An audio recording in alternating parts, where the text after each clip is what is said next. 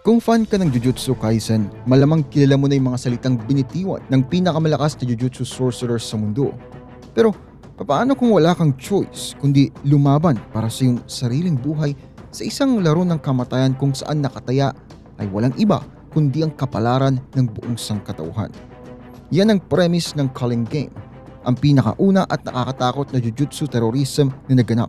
Ang game ay agad na sumunod sa Shibuya Incident, isang malaking calamity na nagpauga sa pundasyon ng Jujutsu Society at nag-iwan ng maraming casualties at mysteries.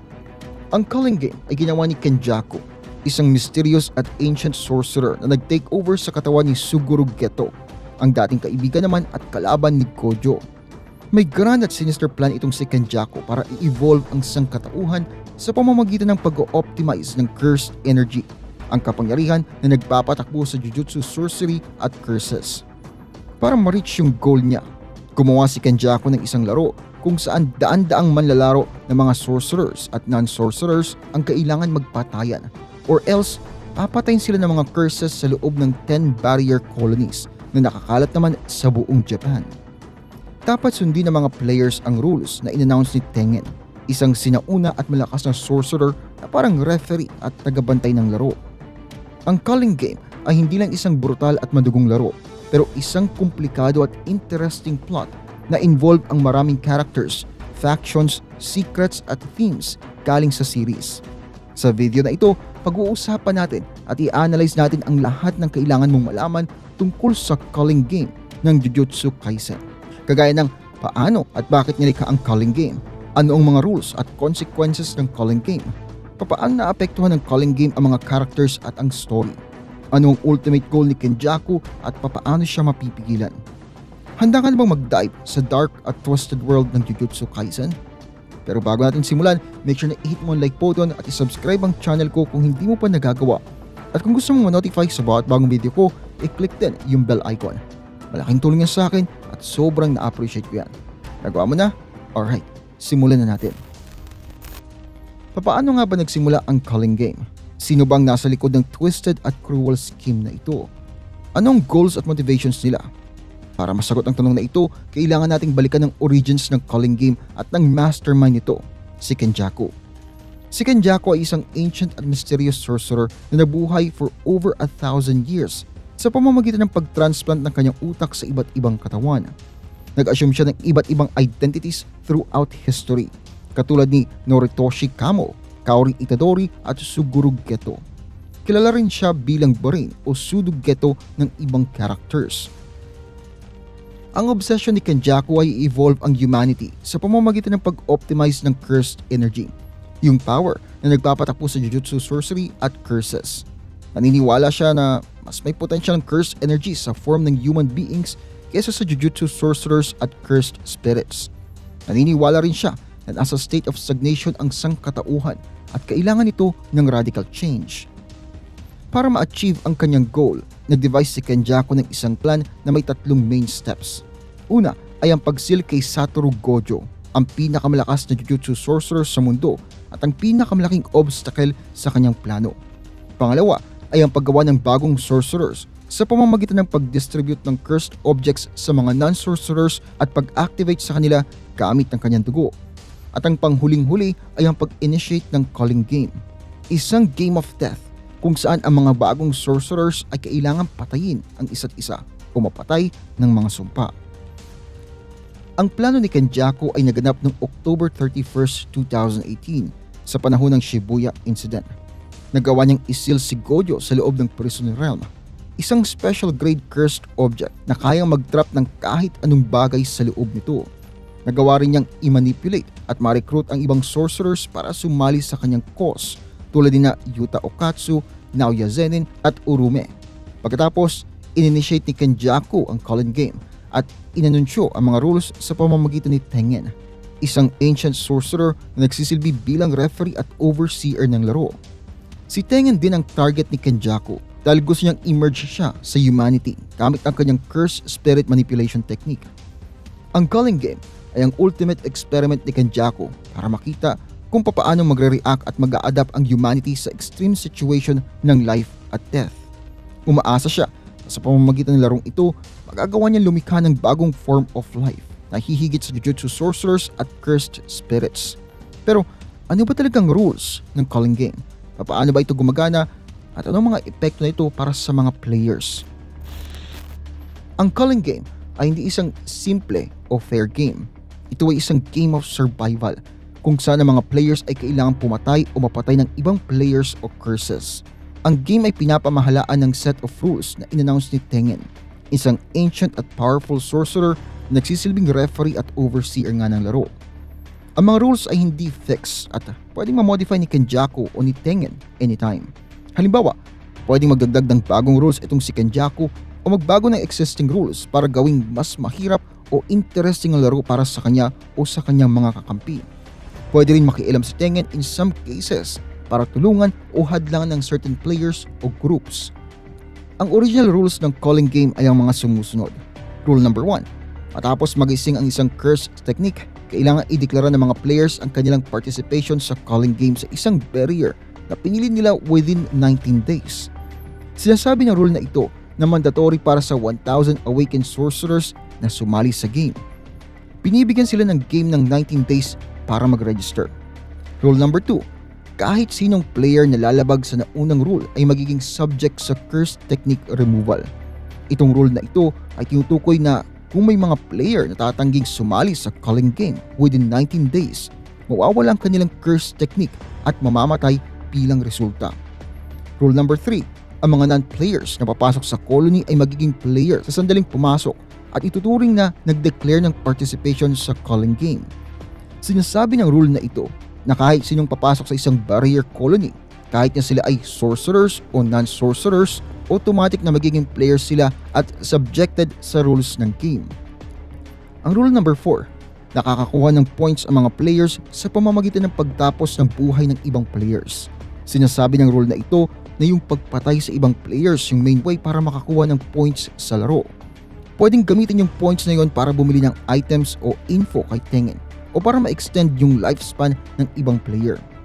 Ang rule number 5, ang mga points ay tinutukoy ng Game Master at nag-i-indicate ng value ng buhay ng isang player. As a general rule, ang mga sorcerers are worth 5 points at ang mga non-sorcerers ay worth 1 point. Sinasabi ng rule na ito na iba-iba yung point values ng iba't ibang players depende sa kanilang strength at status. Yung Game Master ay si Kenjaku. Siya ang nagde-decide ng mga values base sa kanyang sariling kriteria. Rule number 6. Maliban sa halaga ng puntos ng buhay ng isang manlalaro, pwedeng mag-spend ang mga players ng 100 points para makipag-negotiate sa Game Master para magdagdag ng isang bagong rule sa Culling Game. Tinutukoy ng rule na ito na pwedeng gamitin ng mga players ang kanilang points para mag-propose ng bagong rules kay Kenjaku na pwedeng tanggapin o tanggihan depende sa epekto nito sa laro. Rule number 7. Ayon sa previous rule, dapat tanggapin ng Game Master ang proposed new rules unless meron itong long-lasting effect sa laro. Sinasabi ng rule na ito na hindi basta-basta pwedeng i-reject ni Kenjaku yung mga proposed new rule unless sobrang nagbabago o naggugulo na yung laro. At lastly, ang rule number 8. Pag same lang yung score ng isang player for 19 days, pwedeng matanggal yung curse technique niya. Sinasabi ng rule na ito na kailangang tuloy-tuloy na pumatay ng other players o curses o mawawalan sila ng curse technique at mamamatay nga bilang resulta. Ito yung original rules ng Culling Game, pero hindi lang to yung mga rules. Tulad nga ng nabanggit ko kanina, pwedeng magdagdag si Kenjaku ng bagong rules o baguhin yung existing ones anytime. Pwede rin niyang ilabas yung hidden rules na hindi pa nasasabi before. Halimbawa rito, nagdagdag si Kenjaku ng bagong rule na pwedeng magbigay yung players ng kahit ilang points sa ibang player. Nilabas din niya yung hidden rule na pwedeng malaman ng players yung info tungkol sa ibang mga players, kagaya ng pangalan, points, ilang rules ang didagdag at ang kanilang current colony. Ang mga karagdagang patakaran na ito ay maaaring magkaroon ng iba't ibang epekto sa laro, tulad ng paglikha ng mga alliances, pagtataksil, rivalries o mga strategies sa pagitan ng mga manlalaro.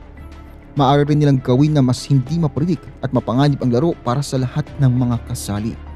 Pero sino ba mga manlalarong ito? Sino ang mga kaalyado at kaaway ni Kenjaku? Sino yung mga heroes at villains natin? Ang Culling Game ay hindi lang game. Ito ay catalyst para sa pagbabago sa mabuti man o sa masama. Yung Calling Game, nagpapakita ito sa mga characters ng kanilang mga takot, pag-aalinlangan, pagsisisi at mga hangarin. China-challenge ito ang paniniwala, values at morals nila. Tinitest ito yung strength, skills at strategies nila. Nagbibigay din ito sa kanila ng mga pagkakataon na mag-grow, matuto at magbago. For example, ang Calling Game ay nagpapatanong kay Yuji Itadori tungkol sa kanyang papel bilang vessel ni Sukuna at ang kanyang responsibilidad para sa kamatayang kanyang nagawa o nasaksihan. Ito rin na nagtulak sa kanyang nararamdaman para kay Nobara at ang kanyang pagkakaibigan kay Megumi. Nagbibigay din ito sa kanya ng pagkakataon na makabanding sa Yuta Okatsu at Kinji Hakari na naging mga bagong kakampi at mentor niya. Ang Calling Game ay nagpaparealize kay Megumi ng kanyang tunay na potensyal bilang isang sorcerer at ang tagapagmana ng pamilyang Zenin. Ito rin ang naging dahilan para kumprontahin niya ang nakaraan, tulad ng kanyang relasyon sa kanyang kapatid na si Tsumiki at sa kanyang ama na si Toji. Nagbibigay din ito sa kanya ng pagkakataon na ma-master ang kanyang 10 Shadows technique at ma-unlock ang mga bagong Shikigami tulad nga ng Mahoraga. Ang Calling Game ay naging dahilan para harapin rin ni Maki Zenin ang kanyang trauma at kalungkutan matapos mawala ang kanyang kapatid na si Mai at karamihan sa kanyang pamilya. Ito rin ang nagpalakas sa kanyang tanggapin ang kanyang heavenly restrictions at ilabas ang kanyang buong kapangyarihan bilang isang sorcerer. Nagbibigay din ito sa kanya ng pagkakataon na ipaghiganti ang kanyang pamilya at maging ang bagong pinuno ng pamilyang Zenin. Ang Calling Game rin ay bumuo ng bagong alyansa, pagtataksil, mga katunggali o pagkakaibigan sa pagitan ng mga karakter. Ito rin ay nagpapalakas o nagpapahinga sa mga existing alliances o mga alitan sa pagitan nila. Halimbawa na lang, ang Calling Game ay nagpabago sa relasyon ni Yuji at Yuta mula sa pagiging magkaaway hanggang sa pagiging magkakampi matapos malaman ni Yuta na niloko siya ni Kenjaku tungkol sa kagustuhan ni Gojo. Nagkaroon din sila ng respeto at tiwala sa isa't isa bilang mga special grade sorcerers. Ang Calling Game ay nag-reunite kina Megumi Fushiguro at Sumiki Fushiguro matapos ang ilang taong pagkakahiwalay. Natuklasan din nila na hindi sila magkapatid na may parehong dugo, kundi magkapatid na may parehong ama. Sinubukan din nilang iligtas ang isa't isa mula sa plano ni Kenjaku at makatakas mula sa laro. Ang Calling Game ay nagpaalala sa galit at rivalry ni Maki Zenin at Naoya Zenin matapos atakihin ni Naoya si Maki at sumpain siya gamit ang dugo ni Noritoshi Kamo. Naglaban niya sila para sa posisyon ng pinuno ng family Zenin kung saan si Maki ang nagawgi at namatay nga si Naoya. Pero hindi lang yon. Ang Calling Game ay lumikha ng mga bagong hamon, hadlang, misteryo o twists para sa kwento. Ang Calling Game ay pinapakita ang panghuling layunin ni Kenjaku at ito nga ang pagsamahin si Tengen at ang sangkatauhan gamit ang kanyang Cursed Spirit Manipulation Technique. Ibinubunyag din ito na ang kanyang mga paraan ng paglikha ng mga bagong sorcerers sa pamamagitan ng pamamahagi ng mga cursed objects at pag-activate sa kanila gamit ang kanyang dugo. Ibinubunyag din ito na ang kanyang mga kaalyado at kaaway na sumusuporta o tumututol sa kanyang plano. Ang Calling Game ay nakakaapekto sa plano ni Sukuna na makolekta ang lahat ng kanyang mga daliri at makuha ang kanyang buong kapangyarihan. Nakakaapekto rin ito sa kanyang relasyon kay Yuji na vessel at host niya. Nakakaapekto rin ito sa kanyang pakikilahok sa laro dahil maaari siya mag-intervene o mag-interfere sa ilang sitwasyon. Ang Calling Game ay nagbubunyag sa papel ni Tengen bilang referee at tagapamahala ng laro. Ibinunyag din ito ang kanyang koneksyon kay Kenjaku na gustong gamitin siya para sa kanyang plano. Ibinunyag din ito ang kanyang mga kakayahan at limitasyon bilang isang ancient at powerful sorcerer. Ito ang ilan sa mga implikasyon ng Calling Game. Pero hindi lang ito mga yun. Marami pang ibang aspeto at maaaring pag-usapan at suriin in relation to the game. And there you have it. Nakita natin ang Calling Game ay hindi lamang isang laro, kundi isang catalyst para sa pagbabago. Ito ay isang laro na humahamon, sumusubok at nagpapabago sa mga manlalaro at sa mundo ng Jujutsu Kaisen. Ito ay isang laro na nagpapakita ng madilim at baluktot na panig ng sangkatauhan at ng cursed energy. Ito ay isang laro na nagtataas ng maraming mga tanong at issue na may kaugnayan sa kwento at sa tema nito. Kung gusto mong ginagawa ko dito, huwag kalimutang pindutin ang like button at mag-subscribe kung hindi mo pa nagagawa. At kung meron kang ilang anime na gustong i-cover dito sa channel, lagay mo lang sa comment section at susubukan natin gawin yan. Maraming salamat sa panonood at kita-kits tayo sa next video.